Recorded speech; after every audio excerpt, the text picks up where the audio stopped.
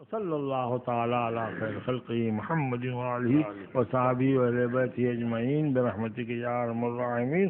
اب کھڑے ہو لیجیے، صلاۃ و سلام پڑھنا سبحان کیا کہتا النبی الامین الکریم ونحن علی ذلک لمن الشاہدین والشاکرین والحمد للہ رب العالمین۔ درود شریف پڑھیں۔ اللہم صلی علی سیدنا ونبینا مولانا محمد وبارک وسلم صلاۃ و سلام علیک یا رسول اللہ۔ ہفتہ کے 7 دنوں میں جمعے کو سید الایام کہا جاتا ہے، یہ دنوں کا سردار ہے۔ اس کو عید المومنین بھی کہا جاتا ہے کہ مسلمانوں کی یہ عید ہے۔ مسلمان قوم بنائی ہی اس لیے گئی ہے کہ اللہ کے نام پر عید منائے، رسول کے نام پر عید منائے، قرآن کے نام پر عید منائے۔ ایک یہودی نے حضرت عمر فاروق رضی اللہ تعالی عنہ سے کہا کہ حضور، آپ کے قرآن کے بارے میں قرآن میں ایک آیت ہے، اگر وہ آیت ہم لوگوں کے اندر نازل ہوئی ہوتی تو ہم لوگ اس دن کو عید بنا لیتے۔ تو عمر فاروق رضی اللہ تعالی عنہ نے یہ نہیں فرمایا کہ تم کیسے اس دن کو عید بناتے۔ عید تو بس سال میں ایک ہی ہے۔ آج کل کچھ لوگ یہ دلیل دیتے ہیں نا، تو اگر واقعی اسلام کا بھی نظریہ یہی ہوتا تو عمر فاروق یہ فرماتے رضی اللہ تعالیٰ عنہ کہ تم کیسے عید منانے کی بات کرتے ہو، ہمارے وہاں تو بس ایک عید ہے، وہی منائی جائے گی، دو کہہ لیجئے اس کو عید اور بقرعید۔ اس کے علاوہ ساری عیدوں پر لوگوں نے قدغن لگا لی ہے۔ ہمارے بھارت میں یا انڈیا کہہ لو، ایک شاعر تھا بڑا دلچسپ، اس نے لکھا، رپٹ لکھوائی ہے یاروں نے یہ جا جا کے تھانے میں، رپٹ لکھوائی ہے یاروں نے یہ جا جا کے تھانے میں کہ اکبر نام لیتا ہے خدا کا اس زمانے میں۔ حضور عمر فاروق رضی اللہ تعالی عنہ نے فرمایا کہ وہ کون سی آیت ہے، تو یہودی نے کہا اللہ تعالیٰ فرماتا ہے الیوم اکملت لکم دینکم واتممت علیکم نعمتی، آج ہم نے تمہارا دین تمہارے اوپر مکمل کر دیا اور اپنی نعمت تمہارے اوپر تمام کی۔ تو حضرت عمر فاروق رضی اللہ تعالیٰ عنہ کہتے ہیں کہ یہ تو ہمارے عید کا دن تھا ہی، اکہری عید، اکیلی عید نہیں، ڈبل عید، اس لیے کہ رسول اللہ صلی اللہ تعالی علیہ وسلم نے اس آیت کو جمعہ کے دن تلاوت فرمایا ہے، وہ بھی حج کے موقع پر جب حضور صلی اللہ علیہ وسلم حج کرنے کے لیے گئے تھے حجۃ الوداع شریف میں۔ تو اب حج یہ تو عید ہے ہی، اور جمعہ کا دن یہ بھی عید ہے، تو ہم تو اس کی یادگار مناتے ہی ہیں، ہر ہفتے مناتے ہیں۔ ہمارے سرکار تاجدار دو عالم جناب محمد رسول اللہ صلی اللہ تعالی علیہ وسلم نے اس دن کی فضیلت میں حدیث ارشاد فرمائی، یہ ابو داؤد شریف میں بھی ہے اور ابن ماجہ میں بھی حدیث ہے۔ الفاظ اس کے یہ ہیں، ان من افضل ایامکم یوم الجمعہ فاکثروا علی فیہ الصلاۃ، بے شک تمہارے دنوں میں سب سے زیادہ افضل دن جمعے کا دن ہے، اس دن میرے اوپر زیادہ درود پڑھا کرو۔ فإن صلاتکم معروضۃ علینا، اس لیے کہ تمہارا درود ہمارے بارگاہ میں پیش کیا جاتا ہے۔ تو جب میں یہ حدیث پڑھتا ہوں تو مجھے فوراً یہ خیال آتا ہے کہ حضور سید عالم صلی اللہ تعالی علیہ وسلم کے بارے میں صحابہ کرام رضوان اللہ تعالی علیہ مجمعین کا کوئی ایسا ویسا خیال نہیں تھا کہ حضور مر جائیں گے تو حضور معاذ اللہ مٹی میں مل جائیں گے اور یہ ہوگا وہ ہوگا، نہیں۔ یہ تو آپ نے واقعہ سنا ہوگا کہ سب کچھ کہنے کے بعد سرکار کا جب وصال ہوا تو حضرت عمر فاروق اپنے ہوش میں نہیں تھے، فرماتے تھے کہ جو کہے گا کہ رسول اللہ کا انتقال ہو گیا میں تلوار سے اس کے 2 ٹکڑے کر لوں گا۔ تو یہ کیفیت ان کی طاری تھی۔ حضرت ابو بکر صدیق آئے، انہوں نے سمجھایا تو یہ کیفیت دور ہوئی۔ تو صحابہ کے دل میں یہ خیال کیسے پیدا ہوگا کہ مر جائیں گے، ہے نا؟ مگر پوچھا ضرور رسول اللہ صلی اللہ علیہ وسلم۔ تو شاید آج کے زمانے میں جو جھگڑا پڑا ہوا ہے کہ رسول اللہ زندہ ہیں کہ مر گئے ہیں، ان کی بارگاہ میں حاضر ہو کر کے جناب والا سلام کہنا چاہیے، یا ہندوستان سے بھی ان کے لیے سلام بھیجا جا سکتا ہے۔ یہ جو اختلافات ہو گئے ہیں ان کا پیشگی ہی جواب رسول اللہ سے لے لینا ہے۔ ہاں، انہوں نے پوچھا کیف تورز علیک صلاتنا یا رسول اللہ وقد علمتا، یا رسول اللہ بھلا ہمارا درود آپ کی خدمت میں کیسے پیش کیا جائے گا؟ جو آدمی مٹی میں دفن کر دیا جاتا ہے تو اس کی ہڈیاں چورا ہو جاتی ہیں، جسم مٹی کھا جاتی ہے، خدا نخواستہ آپ بھی مٹی میں دفن کیے جائیں گے تو درود ہمارا پیش کیسا کیا جائے گا؟ تو رسول اللہ صلی اللہ تعالی علیہ وسلم نے فرمایا کہ نہیں، ان اللہ حرم علی الارض ان تاکل اجساد الانبیاء فنبی اللہ حی یرزق۔ اللہ پاک نے انبیاء کے جسم کے اوپر مٹی حرام کی ہے، مٹی کے اوپر انبیاء کا جسم حرام کیا ہے۔ انبیاء کا جسم مٹی کھا نہیں سکتی، اللہ کا نبی زندہ ہے اور روزی دیا جاتا ہے۔ حضور صلی اللہ تعالی علیہ وسلم کے بھی زمانے میں یہی عقیدہ رہا اور بعد میں بھی لوگوں کا یہی عقیدہ ہے نا۔ حضرت بلال ابن رباح، آپ نے نام سنا ہوگا بلال کا۔ ایک شاعر نے تعریف کیا حضرت عمر فاروق کے دربار میں کہ بلال ابن عبداللہ خیر بلالی، بلال ابن عبداللہ یہ خیر بلال ہیں۔ تو حضرت عمر فاروق نے کہا یہ مت کہو، بلال و رسول اللہ خیر و بلالی، رسول اللہ کے بلال سے اچھا اور کون بلال ہوگا؟ تو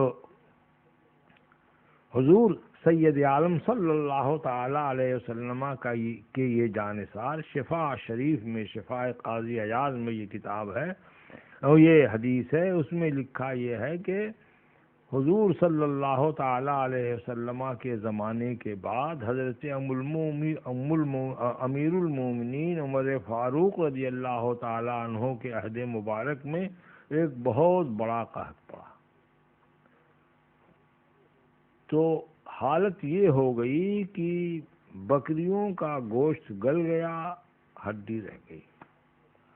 حضرت بلال کے پاس بکری پلی ہوئی تھی، لوگوں نے کہا کہ صاحب آپ آج بکری ذبح کر کے کھلائیے۔ انہوں نے کہا اس میں کچھ رہ نہیں گیا ہے، مگر لوگوں نے اصرار کیا تو انہوں نے بکری ذبح کی، کھال اتاری تو وہ ہڈیاں سرخ سرخ تھیں۔ تو وہیں سے پکارا یا رسول اللہ ادرک حالنا، سرکار ہمارا یہ حال ہو گیا ہے۔ خواب میں سوئے تو سید عالم صلی اللہ تعالی علیہ وسلم تشریف لائے اور ارشاد فرمایا جاؤ بلال کو خوشخبری سنا دو، عمر کو خوشخبری سنا دو، قد جاءت الرحمہ، اب بارش برسے گی، خشک سالی دو۔ ایک اور صحابی رسول ہیں، آئے، پوچھا رسول اللہ صلی اللہ علیہ وسلم کہاں ہیں؟ لوگوں نے حجرے پاک کی طرف اشارہ کر دیا کہ سرکار دنیا سے تشریف لے گئے، مزار شریف پر حاضر ہوئے۔ عرض کیا یا رسول اللہ آپ کے رب نے فرمایا ہے کہ جن لوگوں نے اپنے نفسوں پر گناہ کیا جاؤ کا آپ کی خدمت میں آئے، اپنے گناہ سے وہ توبہ کریں اور آپ بھی ان کے لیے دست دعا اٹھا دیجئے، لب ہلا دیجئے، ان کی سفارش کر دیجئے، تو ضرور ضرور اللہ کو توبہ قبول کرنے والا پائیں گے۔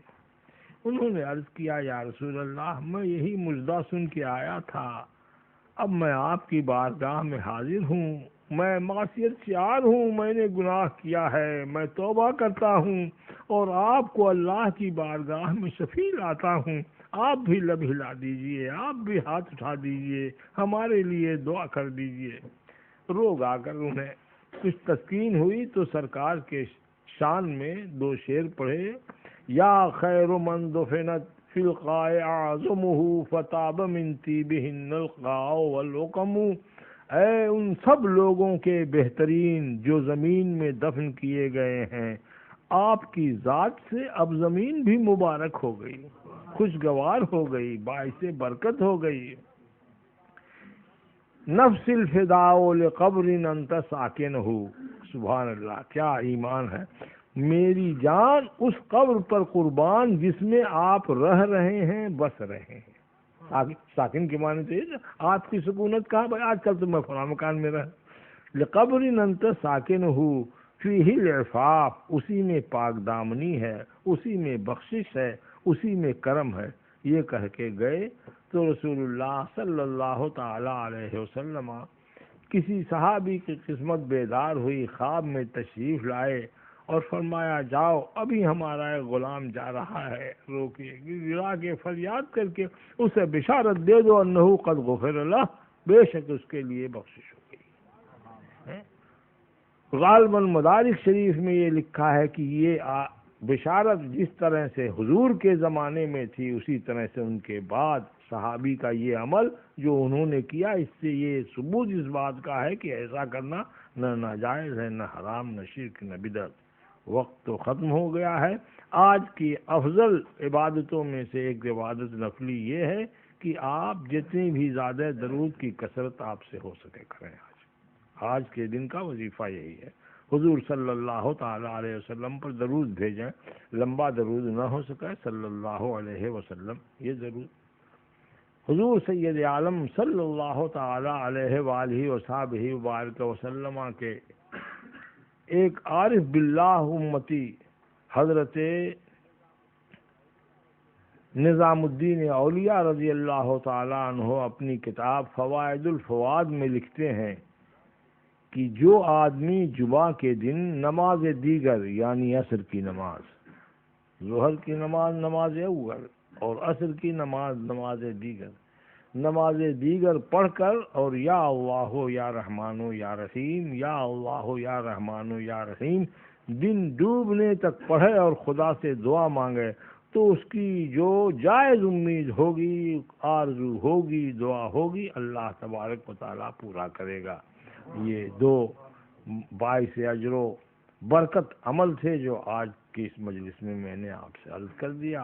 اب وہ عصر کے بعد نا مولانا صاحب، پہلے ہاں عصر کے بعد عرس کی تقریب ہوگی، اس میں آپ لوگ شریک ہو گئے۔ السلام علیکم۔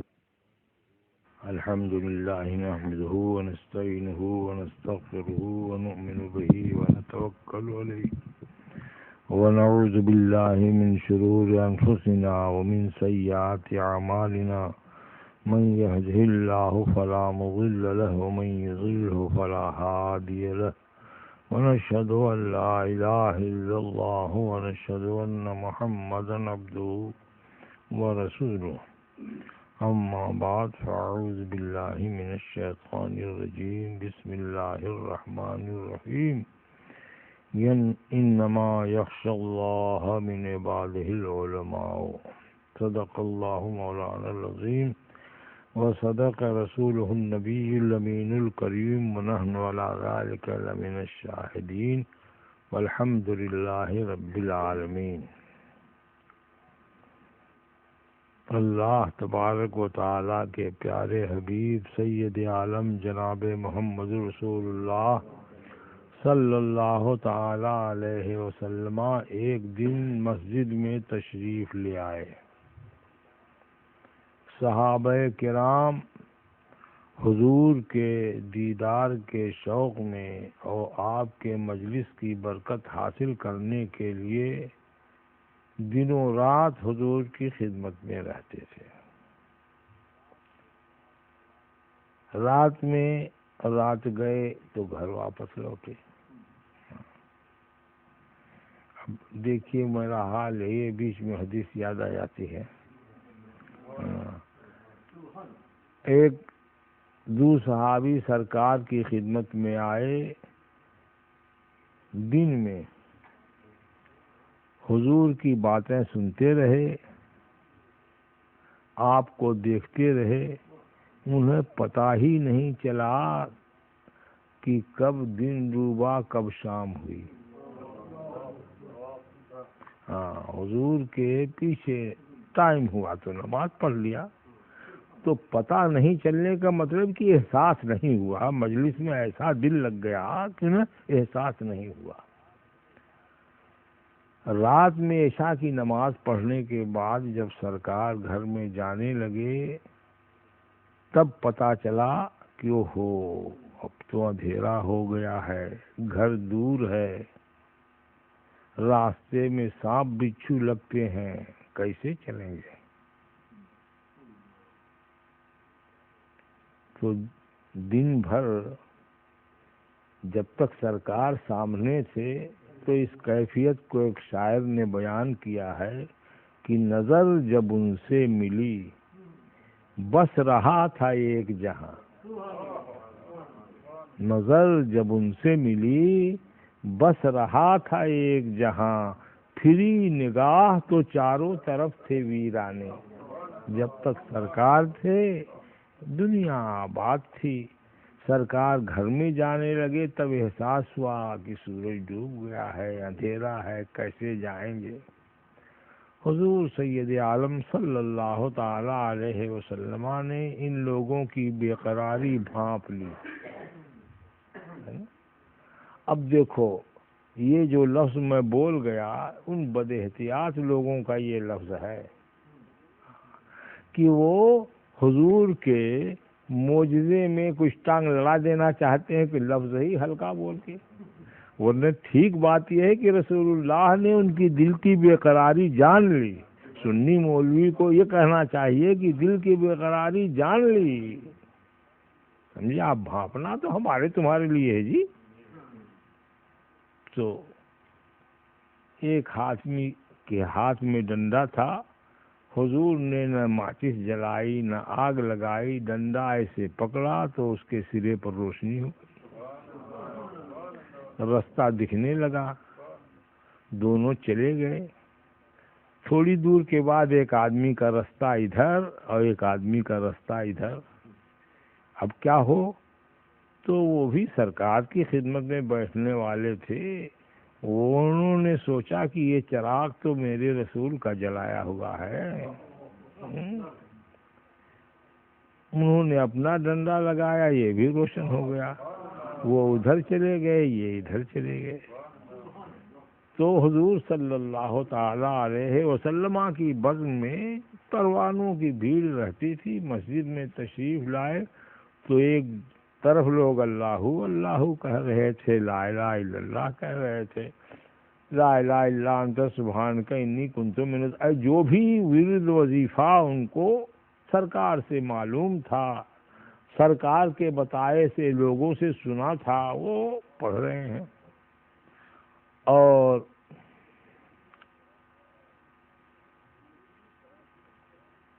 دوسری طرف حضور صلی اللہ تعالی علیہ وسلم نے جو حدیثیں بیان کی تھی اس کا ورد ہو رہا تھا کہ ایک صاحب پڑھ کے سنا رہے تھے، بقیہ لوگ سن رہے تھے. فلاں روز یہ حدیث حضور نے بیان کی، فلاں روز حضور نے یہ مسئلہ بیان کیا، فلاں دن حضور نے یہ مسئلہ بیان کیا. تو حضور نے دونوں طرف دیکھا اور کہا کلا کما بخیرن، تم دونوں گروہ بھلائی پر ہو. لاکنی بعثت معلمن، میں تو استاد بنا کے بھیجا گیا ہوں، لوگوں کو پڑھانے اور بتانے والا بنا کے بھیجا گیا ہوں. تو میں اس جماعت کے ساتھ نہیں بیٹھ سکتا، پڑھنے پڑھانے والوں میں میں بیٹھوں گا، ہے نا؟ تو اس دن لوگوں کو، جو لوگ عبادت کر رہے تھے، پڑھنے پڑھانے والوں کی قیمت معلوم ہوئی ہوگی، ہے نہیں؟ کہ حضور سید عالم یہ فرماتے ہیں، کہتے ہیں فضل العالم علی العابد کفضلی علی ادناکم، عالم کی فضیلت عابد پر، یعنی جو زیادہ ذکر و فکر اللہ کی عبادت کرتا ہے، یاد کرتا ہے، اور ایک آدمی ہے اس کو دن بھر پڑھانے ہی سے کام نہیں، تو اب بتائیے کہ وہ کیا عبادت کرے گا؟ اس کی یہ بھی عبادت ہے، اس کا یہ پڑھنا پڑھانا یہ بھی عبادت ہے صاحب۔ تو حضور فرماتے ہیں کہ عابد پر عالم کو وہ فضیلت حاصل ہے جو مجھ کو تم میں سے کسی ادنا صحابی پر حاصل ہے۔ اب آپ ایمان سے بتائیے، جب سے پیدا ہوئے اور ہوش سنبھالا تب سے اور آج تک اسی بات پر لڑتے رہے مولیوں کے گروہ سے کہ رسول اللہ تو عالم ما کان و ما یکون ہے، اللہ کی نگاہ سے کچھ، رسول اللہ کی نگاہ سے کچھ چھپا ہوا نہیں ہے نا؟ اور حدیث میں آیا ہے کہ جتنا میرے اور ان لوگوں کے بیچ میں فاصلہ ہے اتنا ہی عالم اور جاہل کے، جتنا جاہل عابد پر عالم کو اتنی ہی فضیلت ہے جتنی میری تم پر۔ یہ تو الٹا معلوم ہوتا ہے نا کہ نہیں بھائی؟ تلنا اور مقابلہ تو ایک قسم کی چیز میں ہے۔ گیہوں خریدنے گیا، یہ دیکھا ایک مٹھی، ایک یہ اچھا معلومتا ہے، یہ خراب معلومتا ہے، یہ اچھا معلومتا ہے، یہ ہے تو گیہوں میں تلنا ہوگا کہ گیہوں اور راکھ میں تلنا ہوگا؟ بولیے، مقابلہ ایک جنس کی چیزوں میں ہوتا ہے۔ امام غزالی فرماتے ہیں النبوۃ طور ما وراء طور الولایت، اولیاء کرام کا جو درجہ ہے وہ درجہ جب ختم ہوتا ہے تو نبوت کا درجہ شروع ہوتا ہے، اتنا اونچا ہے۔ تو اب نبی اور ولی ہی کیوں نہ کوئی تلنا ہوگی نبی ولی میں؟ ہاں، انبیاء کا ذکر آتا ہے تو سید الانبیاء ہیں، نبی ہر دو سرا ہیں۔ ہمارے ایک بزرگ تھے، فرماتے تھے میرے نبی تمہارے نبی، زمین کے نبی، آسمان کے نبی، جنوں کے نبی، انسانوں کے نبی، نبیوں کے نبی، اور اس کے آگے خدا کے نبی۔ وہی اللہ پاک نے بھیجا ہے تو لفظ کا ایسا جوڑ انہوں نے یہ بھی کر دیا۔ مفتی آگرہ رحمت اللہ تعالی۔ تو سرکار میں اور عام انسانوں میں کوئی تلنا، کوئی مقابلہ نہیں، کوئی فاصلہ نہیں کہ ناپا جائے، مگر عالموں کے اعزاز کو بیان کرنے کے لیے رسول اللہ صلی اللہ تعالی علیہ وسلم نے فرمایا کہ جس طرح تم کو اپنے اوپر قیاس نہیں کرتے، عالم کو بھی اپنے اوپر قیاس نہ کرو۔ آج جن بزرگ کی یاد میں یہ محفل قائم کی گئی ہے وہ بھی ایسے بزرگ تھے کہ صاحب طریقت بھی تھے اور صاحب شریعت بھی تھے، بہت بڑے عالم اور بہت بڑے صوفی۔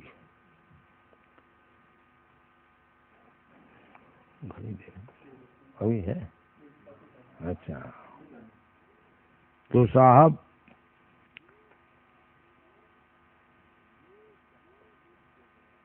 یہ جہانگیر کے زمانے میں تھے، اور جہانگیر اکبر کا لڑکا تھا۔ مغل بادشاہوں میں جو انڈیا میں حکومت کی ہے جن لوگوں میں، ان میں اکبر کا نام کچھ لوگ بڑی برائی سے لیتے ہیں اور کچھ لوگ بڑی اچھائی سے لیتے ہیں۔ وہ لوگ کہ جن کے وہاں خدا اور رسول کا کوئی معنی ہی و مطلب نہیں ہے، تو وہ لوگ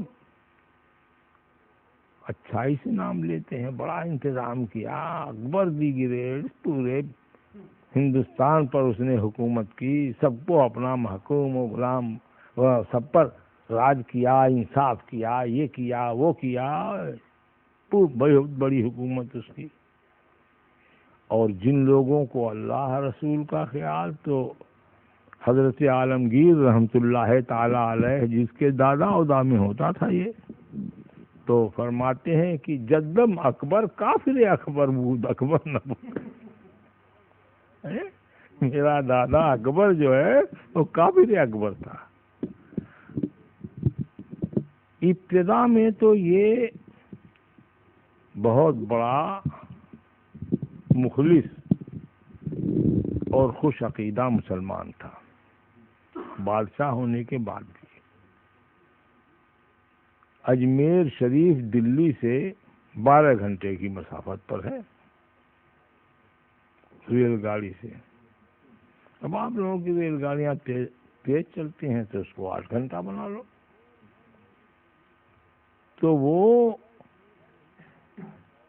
جے پور سے ہی غالباً پیدل جاتا تھا، بادشاہ ہو کر کے میں خواجہ صاحب کے مزار پر جا رہا ہوں، ان کی زیارت کے لیے جا رہا ہوں رضی اللہ تعالیٰ۔ لیکن صاحبو ہوتا یہ ہے کہ جو لوگ فساد پھیلانا چاہتے ہیں وہ مولانا لوگوں ہی کے ذریعے پھیلانا چاہتے ہیں۔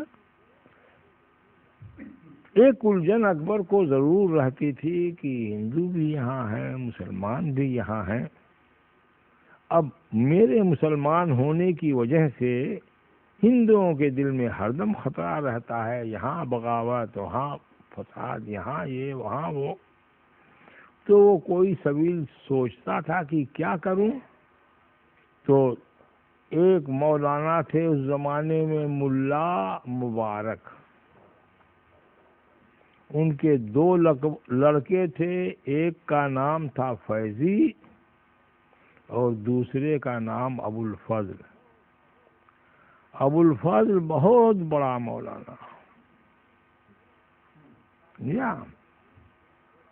اس کا بھائی فیضی قرآن شریف کی ایک تفسیر لکھی ہے، اس میں تفسیر کا جتنا حصہ ہے کوئی نقطے والا نہیں ہے، بے نقط ہے۔ اس کا نام تفسیر سواطع الالہام ہے۔ اب دیکھیے، سین نقطہ ہے اس پر، واو اس پر نقطہ ہے، الف اس پر نقطہ ہے، الف لام پھر ہے، سواطع میں عین ہے، تو ہے، اس پر کوئی نقطہ ہے، الہام اس میں بھی کوئی نقطہ نہیں، تو نام بھی رکھا تو بے نقط۔ بہت بڑا شاعر، ہاں، مگر 420 ایسے تھے وہ سب۔ وہ خود کوئی ایک بار سنے تو اس کو فوراً یاد ہو جائے۔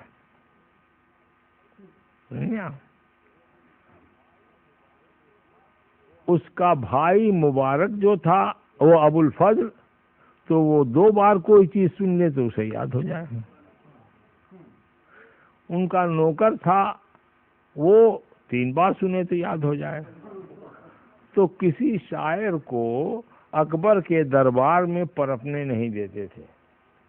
کوئی بڑا شاعر آیا اور اس نے شعر پڑھا، پورا قصیدہ پڑھ گیا، 25-50 شعر کا قصیدہ پورا کا پورا پڑھ گیا، تو یہ کہتا کہ ارے بھائی اکبر، کیا نام ہے کہ ابو الفضل، آپ تو جانتے ہو یہ قصیدہ تو میرے ہی کہا ہوا ہے، یہ 2-4 شعر پڑھ دیتا۔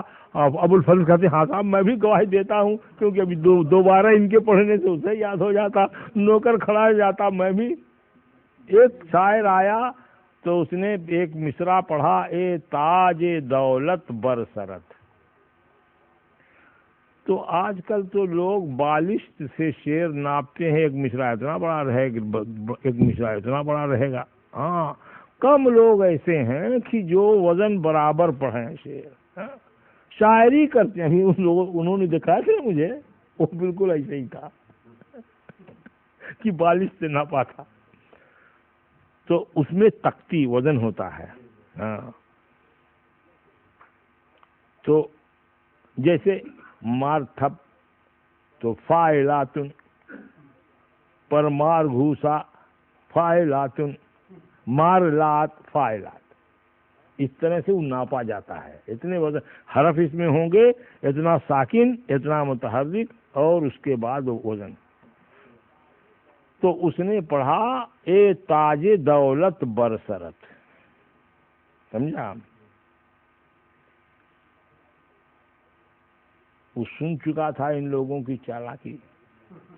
تو اس نے کہا بھائی فیضی صاحب کہیں آگے جھگڑا نہ پیدا ہو، یہ پہلا مصرع ہے، دوسرا مصرع اس کا کیا ہے؟ اگر آپ نے کہا ہے تو بتائیے.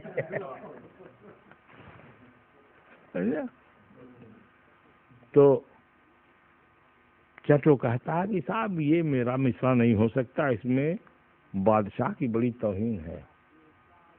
تو کہا وہ کیسے؟ کہا اے تاج دو مستفعل لت بر سرت مستفعل. تو اب دیکھو تم تختی کرنے میں اے تاج دولت دو لات، ہاں اے تاج تیرے اوپر دو لات. الغرض ان مطلب اس قسم کے. امبیٹھی ایک شہر ہے لکھنؤ کے قریب، وہاں کے ایک بہت بڑے مولانا تھے حضرت ملا جیون رحمۃ اللہ تعالی علیہ. اصول فقہ میں ایک کتاب مکے شریف میں لکھی. کتاب نہیں تھی ان کے پاس، مگر وہ ایسی کتاب لکھی کہ اب سوچ لیجئے کہ عالمگیر کے زمانے میں تھے، اور جناب والا کیا کہتے ہیں کہ آج تک وہ کتاب پڑھائی جا رہی ہے. 200-300 سال ہو گئے نا، بلکہ اور زیادہ. سن 10 ہجری میں عالمگیر تھا. تو انہی کے وہاں ایک بزرگ تھے اکبر. ان کو وہ پنڈتوں کو، مولویوں کو، صوفیوں کو بلاتا رہتا تھا اپنے دربار میں، ان سے مناظرہ کرتا رہتا تھا. اس کی دلچسپیاں یہ تھی. تو ابو الفضل نے اکبر کو گاٹھا، کہا صاحب آپ کا نام ہی ہے اکبر، تو آپ اپنا نعرہ لگوائیے اللہ اکبر، یعنی اللہ اکبر ہے، اور جھروکے میں بیٹھ کے دیدار کرائیے جیسے درشن ہوتا ہے وہاں. اس نے اپنا ایک دین الہی نکالا. دین الہی کا مطلب یہ کہ جس کا جی چاہے پوجے، جس کا جی چاہے نماز پڑھے، جس کا جی چاہے گرجا میں گھنٹی بجاوے. اپنے محل میں 2-3-4 ہندو رانیوں کو رکھا، سب کے پوجا کا محل الگ الگ ہے. اکبر آباد میں جا کے ہم نے اپنی آنکھ سے دیکھا، آتے جاتے رہتے دیکھا. جو بھی چاہے آج تک جا کے دیکھ لیں چلے گئے. اتنا بدماش ہے نا. تو اسی میں ایک بزرگ یہ تھے، ابو الفضل نے لکھ ڈالی ایک کتاب قرآن کے طرز پر، اور کسی بہت بڑے پیپل کے درخت میں اوپر اس کو کسی سے بندھوا دیا. اب اس کے بعد صبح کو کسی سے شور کرا دیا، وہ کیا ہے، وہ کیا ہے، وہ کیا ہے. تو بادشاہ سلامت دیکھ کے بڑا آپ سے حیرت ہوئی. تو گیا وہاں، تو جناب والا اتارا گیا تو کتاب تھی. اب اس میں جناب اکبر کی فضیلت یہ وہ دنیا بھر کی لکھی ہوئی. کہا کتاب یہ معلوم ہوتا ہے کہ کوئی فرشتہ اتار گیا ہے پیڑ پر، یہ آپ پر اتری ہوئی کتاب ہے. تو اکبر اتنا بیوقوف نہیں تھا. اس نے کہا بھائی جب تک کہ فلاں صاحب بزرگ جو ہیں ہم بیٹھی کے، یہ ملا جیون نہیں دوسرے بزرگ، ان کا مزہ وہاں سے. ہاں ملا جیون کا تو یوں حوالہ دے دیا کہ ہمارے گویا نصاب بنانے والوں میں سے وہ آتے ہیں. کتاب ان کی ہم نے پڑھی ہے، بڑا احسان ان کا. خیر، تو کہا وہ اگر آ کے کہہ دیں کہ واقعی یہ کتاب آسمانی ہے تب تو ہم مانیں گے، اور تمہارے کہنے سے نہیں مانیں گے. قاصد بھیجا، حضرت نے فرمایا چلو آتے ہیں. وہ واپس گیا، کہا کہ حضرت تشریف لے آتے ہیں. اور اس کے بعد باہر نکلا صبح کو وہاں واپس پہنچا تو باہر شام کو نکلا تو حضرت بھی پیچھے ٹہل رہے ہیں، اور پتہ چل گیا کہیں جا کے کسی اس میں ٹھہرے ہوئے تھے سرائے میں، ہاں، تو اکبر کے وہاں دربار میں دوسرے دن بڑے اہتمام سے بلائے گئے، اور وہی کتاب اب حضرت آنکھ بند کیے ہوئے مراقبے میں بیٹھے ہیں، اور اپنے ساتھ ایک چھوٹا بچہ لے گئے تھے، خادم جیسے ہوتا ہے نا۔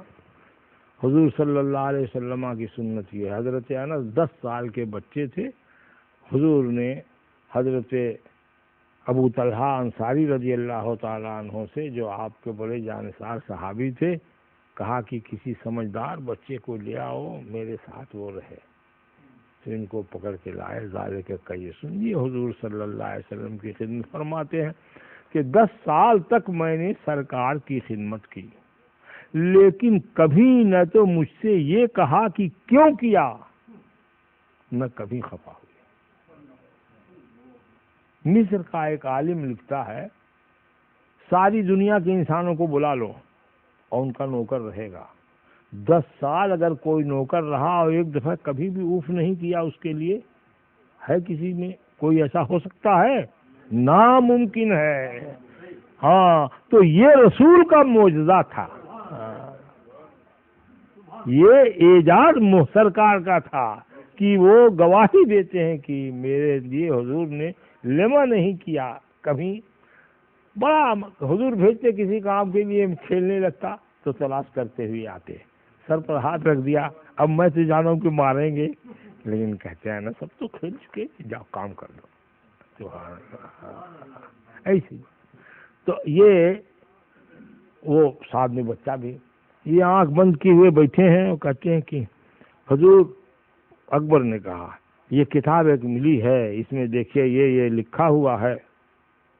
تو کئی دفعہ جب اس نے اصرار کیا تو آپ نے سر نیچے کیے ہوئے اپنے صاحبزادے سے کہا، میاں فلاں ذرا اس کتاب کو تو دیکھو، یہ آسمان سے اتری ہوئی وہی ہے یا کہ ایسے ہی کسی نے بنایا ہے؟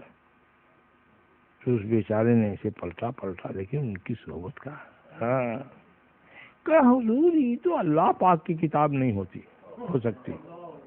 کہا وہ کیسے؟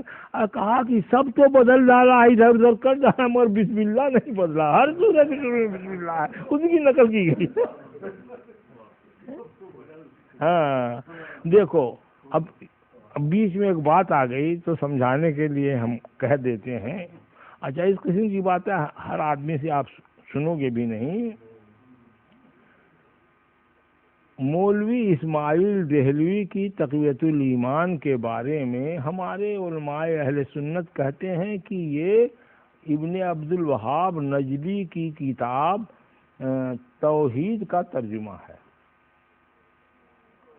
تو پورے یہ غیر مقلد صاحبان یہ وہ چلاتے ہیں، واہ آپ کتنے بڑے پاگل ہیں، جانتے بھی نہیں ترجمہ کس کو کہتے ہیں، کیا ہے، یہ ہے وہ ہے، دنیا بھر کی بات ہے۔ دلی میں ایک مولوی صاحب تھے زید، وہ مرزا مظہر جان جانا رحمۃ اللہ تعالیٰ علیہ، انہوں نے ایک کتاب لکھی اسماعیل اور تقویت الایمان۔ تو کہتے ہیں کہ بھائی انہوں نے اتنا اس میں چیپٹر بنایا، اتنی فصلیں بنایا، یہ عنوان رکھا۔ کہیں ایسا ہے کہ تقویت الایمان اور کتاب التوحید دونوں برابر، کہیں یہ بڑھا ہوا ہے کہیں وہ پیچھے، فلاں باب چیپٹر کا نام یہ، فلاں چیپٹر کا نام یہ، فلاں چیپٹر کا نام یہ۔ ان کی روشنی میں جب دیکھا تو میں نے بھی ایک کتاب لکھی، تو اس میں میں نے لکھ دیا کہ صاحب بات تو زید صاحب کی بالکل سچی معلوم ہوتی ہے، ہر چیز کا ترجمہ کیا مولوی اسماعیل صاحب دہلوی نے، لیکن باب کا جو عنوان تھا وہ نہیں بدل سکے، جلدی وہی رکھ دیا جو پر انہوں نے رکھا تھا، کیا فصل فی شرک فی الشرک فی العلم فی الشرک فی العبادت فی الشرک، یہ فی الشرک یہ سب اسی کتاب التوحید کے عنوانات ہیں، اور انہوں نے نقل کر دیا۔ تو وہی دلیل اس بچے نے اختیار کیا کہ سب تو بدل ڈالا ہے بھائی، لیکن بسم اللہ نہیں بدل سکا. ابھی جب خدا تو کیا قادر نہیں کہ دوسری بسم اللہ اسے لگا دے؟ تو سب بات بگڑ گئی. تو مطلب یہ کہ بہت گمراہ، بہت ہی بڑا بددین تھا. وہ اپنا لوگوں کو سجدہ کراتا تھا. اور ختم ہو گیا.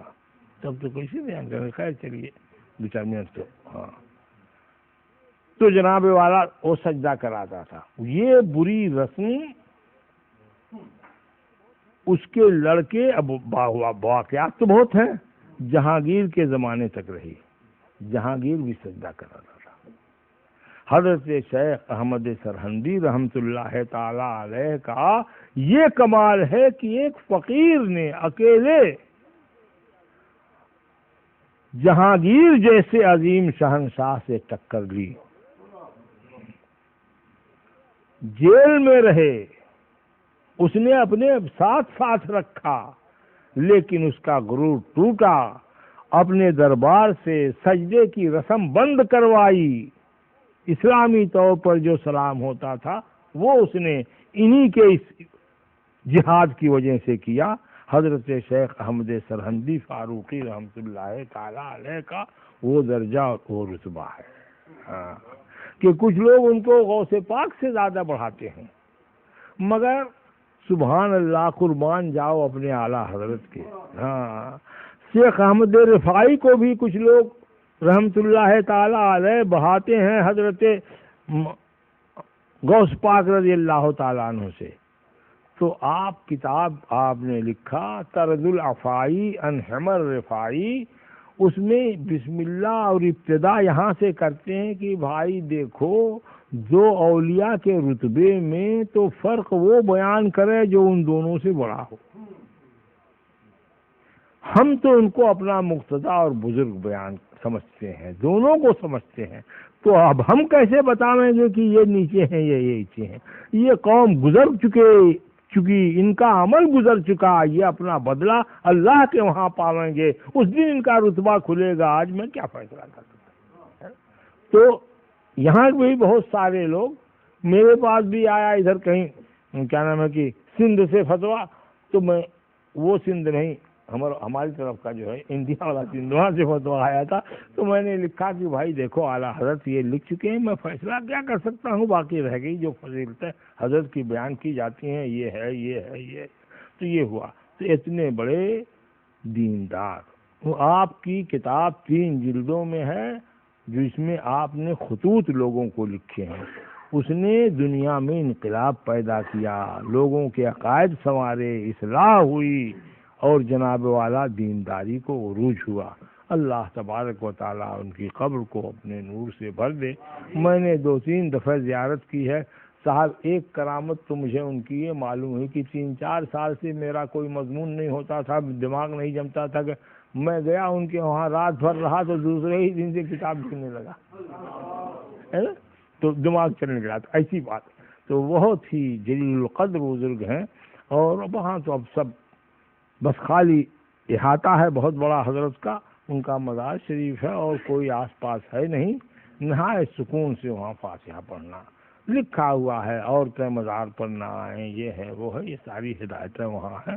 بڑا ہی اچھا اور بھلی جگہ ہے. آئیے کھڑے ہو کے سوال